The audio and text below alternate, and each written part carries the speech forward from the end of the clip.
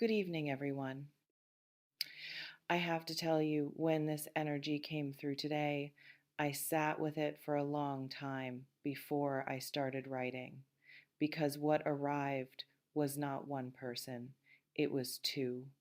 Two completely different energies, two completely different qualities of connection, two completely different things being offered to you at the same time, and both of them real and both of them significant and both of them asking something different from you. This is one of those readings where the universe seems to be saying, you are not small enough to receive only one kind of love. You are not limited enough to be touched by only one kind of person. So let's talk about both of them carefully, honestly, with the full attention they deserve. Take what resonates, leave what doesn't, and if both of these are landing for you, if you feel yourself in more than one part of this, then you already understand what I mean. Subscribe because we go into the full depth of things here. Let's begin. There is a particular cruelty in how we are taught to think about love and age. We are handed a very narrow picture. A picture in which the ideal connection is between two people of approximately the same age, at approximately the same life stage, with approximately the same relationship to time and experience and the future.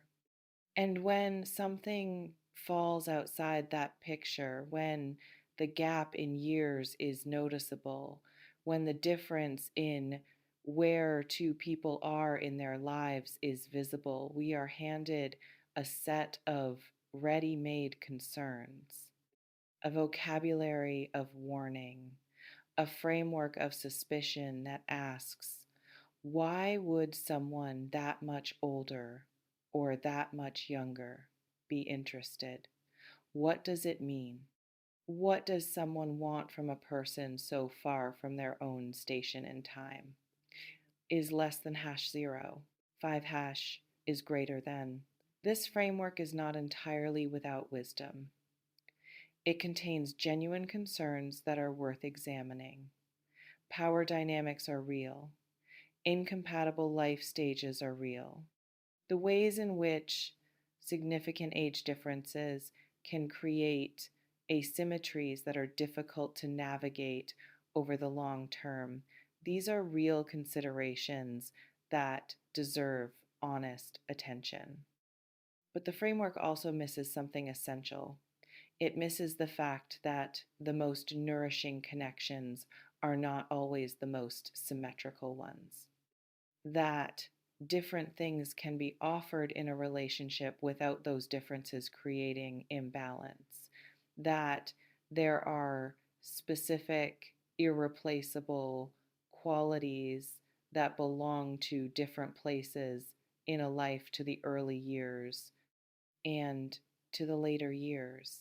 And that encountering someone who carries the qualities of a different point in time than your own can be not a problem to be solved, but a gift to be received. Two very different people seem to be present in the energy around you right now, and what they are each bringing, what each of them seems to be capable of offering, is worth exploring in its own right, not as competition, not as a dilemma requiring a choice before you have enough information to choose wisely, but as two distinct forms of something real, each complete in itself, each pointing toward a different and equally valid dimension of who you are and what you need.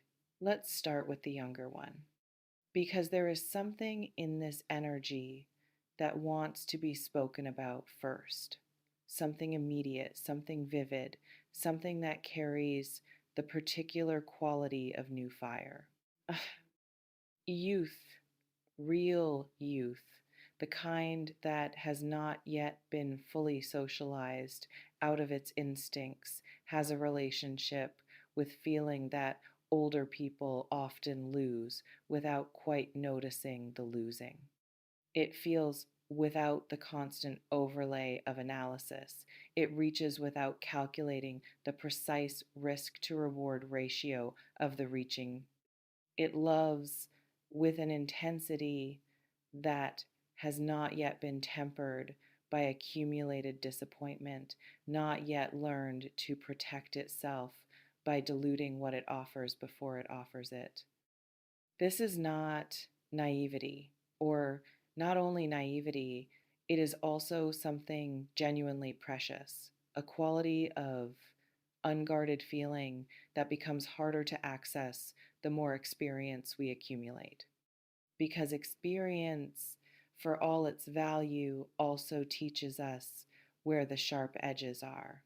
And once you know where the sharp edges are, it is very difficult to walk in the dark the way you could before you knew. Difficult to extend yourself without simultaneously calculating the probable pain of the extension. The younger person who seems to be present in your energy carries that unguarded quality. They come toward you without the elaborate architecture of protection that older people build. What they feel directly. What they want simply.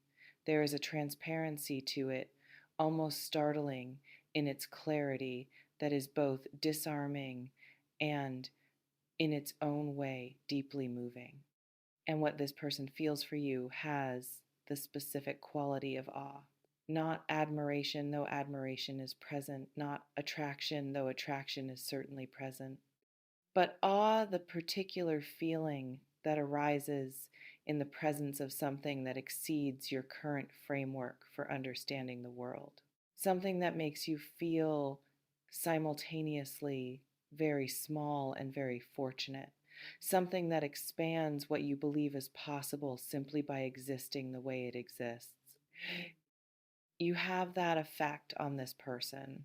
The way you move through the world, the depth of your thinking, the quality of your presence, the particular combination of strength and sensitivity that characterizes you when you are most fully yourself lands on someone younger as something they have not encountered before.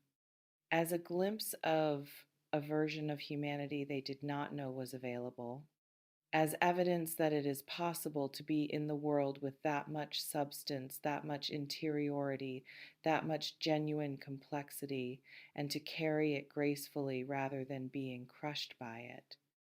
This person looks at you and sees someone they want to become. Not in an imitative way, not the shallow wanting of someone who wishes to copy a surface, but in the deeper way of someone who has encountered a quality of being that illuminates something about their own direction. That shows them, through the simple fact of its existence, where they might one day be if they keep growing in the direction they are growing. The love that comes from that place, from awe that has curdled into genuine feeling, from admiration that has deepened into something the person cannot talk themselves out of, is one of the most total kinds of love there is. It holds nothing back. It offers everything. It is not managing itself. It is not protecting itself. It is simply given, freely and without condition, in the way that only someone who has not yet learned all the reasons to be careful can give. There is something you will need to be thoughtful about here. To be loved with that totality, to be someone's awe, someone's direction, someone's evidence that a certain quality of life is possible, is an extraordinary thing to receive. But it also carries a weight, a responsibility that is easy to underestimate when the feeling is new and the offering is so generous, and the warmth of being that thoroughly chosen is, frankly, intoxicating. The person who loves you from a place of awe is also the person who needs you to be honest about what you are and what you are not.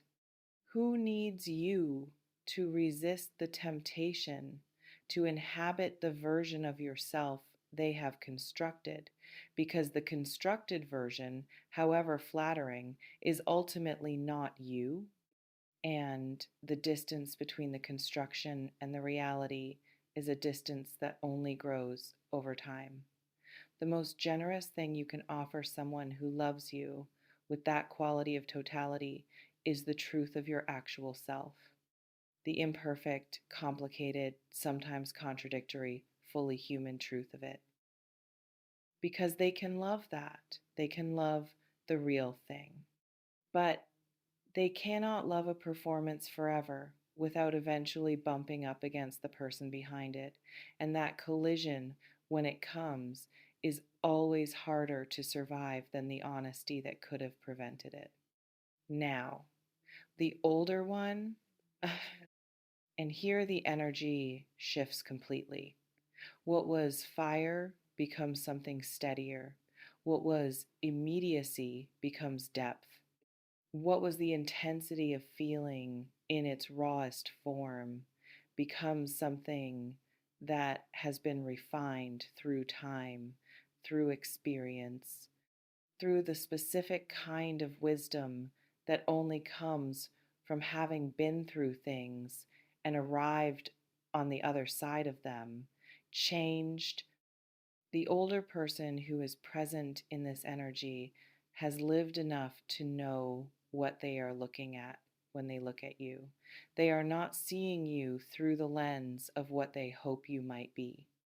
They are seeing you through the far more accurate lens of someone who has encountered many people across many years and has developed through that long accumulation of encounter an ability to recognize quality when it stands in front of them.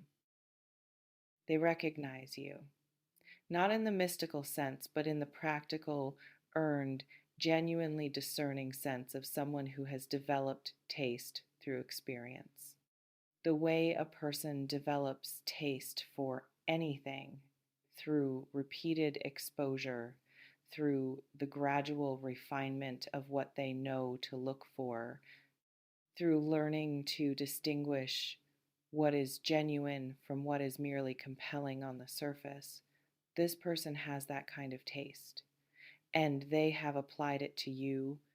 And what they have determined through that discerning and unhurried assessment is that you are the real thing. What the older person offers is elevation, and I want to be precise about what that word means in this context, because it is easy to hear it as condescension, as if elevation implies that you are currently low and need to be raised. That is not what this is. Elevation, in the truest sense, is what happens when someone who has traveled further along a particular road turns back and extends a hand. Not because you cannot find your own way, you can, and they know it, and that capability is part of what drew them to you, but because the journey is faster and richer and more navigable when you travel it in the company of someone who already knows certain things, who has already made certain mistakes and can say quietly and without drama, not that road, this one. Who can open doors that you might otherwise have spent years finding the handles to? This person sees your potential with a clarity that is different from the awe of the younger person, less wide-eyed, more precise. They see not just what you are, but what you are becoming, and they see it in high resolution because they have watched enough people become things across the span of their life to recognize the specific trajectory of someone who is genuinely on their way somewhere significant. And they want to be part of that, not to take credit for it, not to own the becoming or position themselves as its author, but to contribute to it, to offer what they have, the knowledge, the network, the perspective, the specific hard won understanding of how certain things work and how certain things don't, in service of the growth they can see already happening in you, there is a particular tenderness that belongs to the older person's energy in all of this. Uh, because alongside the elevation, alongside the clear eyed recognition and the strategic vision and the capacity to open doors, there is something softer, something that does not get talked about as often in the context of connections with significant age differences, something that has to do with what it means at a certain point in a life to encounter a person who makes the world feel new again. Time accumulates its own weight. Experience, for all its value, also has the side effect of gradually reducing the number of things that genuinely surprise you, of narrowing incrementally the field of what can still produce wonder, of making the world feel slightly more known, slightly more predictable, slightly less capable of delivering the particular shock of something genuinely unexpected. You are that shock for this person. You are the thing they did not see coming. And in seeing you, in encountering the specific, vivid, fully alive quality of you at this point in your becoming something in them that had perhaps begun to quiet reawakens. Some appetite for the new, for the surprising, for the experience of being fully present in a moment that cannot be categorized because it has no prior version. Something like that comes back to life in your presence. They may not have words for that yet. They may experience it simply as an unusual quality of attention when you are near, an unusual reluctance to let conversations end, an unusual interest in your perspective on things they thought they had already fully understood. They are being surprised by you, and being surprised at a certain age is an extraordinary gift. So here you are, Virgo, between two fires of different temperatures.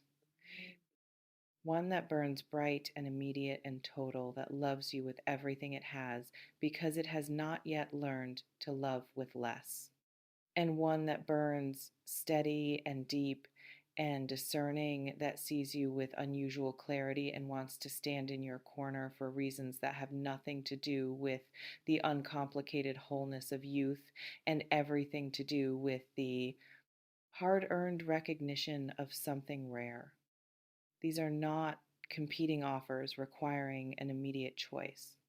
They are two distinct energies that are both genuinely present, both genuinely real, both genuinely about you in ways that deserve to be honored rather than rushed past. And what they share underneath their differences in temperature and quality and what they are each capable of offering is something worth noting. They both see you. They both, in their own completely different ways, have looked at who you are, not who they wish you were, not a projection of what they need, but the actual, specific, irreducible you, and found something there that they want to be near, want to be part of, want to offer themselves to, in whatever form that offering can take. That is not a small thing to receive from any direction at any age. But it asks something of you in return. Both of these connections, the one that will love you with fire and the one that will elevate you with wisdom, ask you to show up as yourself, not the curated version, not the managed version, not the version that is carefully sized to what you imagine someone else can handle. The full version, the one that is sometimes too much, and sometimes uncertain, and sometimes brilliant, and sometimes ordinary, and always, underneath all of it, genuinely and completely and irreducibly yourself. That is what drew both of these people to you. That is what each of them, in their own way, is reaching for. Not a performance of you, not a highlight reel, the whole thing. You are standing, Virgo, at a point in your life where more than one form of love is available to you. More than one person is looking in your direction with something real and significant in their eyes. Let yourself receive that without immediately shrinking it into something more manageable. Let yourself understand what it means about who you are and what you carry, that people at different points in their lives with different experiences and different needs and different things to offer are independently arriving at the same conclusion, that you are someone worth choosing, worth loving, worth the particular quality of attention and investment and genuine reaching that both of these people seem to be moving toward. The younger one will love you fully, freely, with everything they have. The older one will elevate you precisely, generously, with everything they have learned. Oh, and you who may have spent time wondering whether the love available to you would ever match the size of what you are capable of receiving, you are about to find out what it feels like to be seen from more than one direction at once. Let it be what it is. Let yourself be what you are. Both are extraordinary things. And you, Virgo, you are more than equal to receiving them.